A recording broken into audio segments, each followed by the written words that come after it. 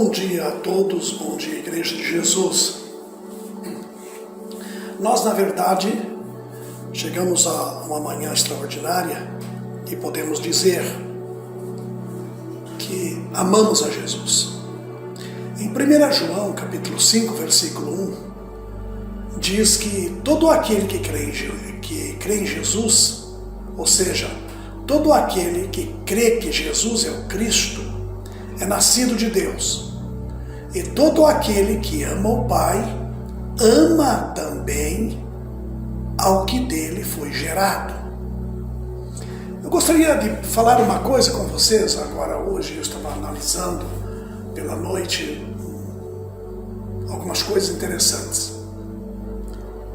Muitas pessoas dizem que amam muito a Jesus Cristo, mas têm uma dificuldade, não conseguem amar a igreja. Algumas pessoas que afirmam ser cristão podem até dizer, sabe, eu amo o Senhor, apenas não consigo amar a igreja, não amo a igreja. Meus queridos, eu preciso dizer-lhes uma coisa, me desculpe, eu talvez sou um pouquinho direto, mas isso é impossível, porque em 1 João 5,1 diz que todo aquele que crê em Jesus, todo aquele que crê que Jesus é o Cristo, é nascido de Deus. Eu preciso te perguntar, você é nascido de Deus? Você crê que Jesus é o Cristo? Todo aquele que ama o Pai, ama também ao que dele foi gerado. Quando me torno amigo de alguém, eu tenho amigos que conheço há mais de 20, 30 anos, também me torno amigo de seus filhos. Se eu os amo, meu amor se estende à família deles. De certa forma, seus filhos se tornam sobrinhos e sobrinhas para mim. De certa ou da mesma forma, quando amamos Deus, não quero dizer de certa forma, mas é da mesma forma, quando amamos a Deus, também amamos os seus filhos. E se você não ama os seus filhos, isto é, os filhos de Deus, então é preciso questionar o quanto você realmente ama a Deus. Como pastor, tenho tido pessoas em desacordo comigo em certas coisas e não me ofendo. Nunca me ofendi com isso. Cada um tem direito de, às vezes, questionar algumas coisas. Nem todo mundo nasceu para entender o que diz as Escrituras. Por isso eu tenho pastor para cuidar delas.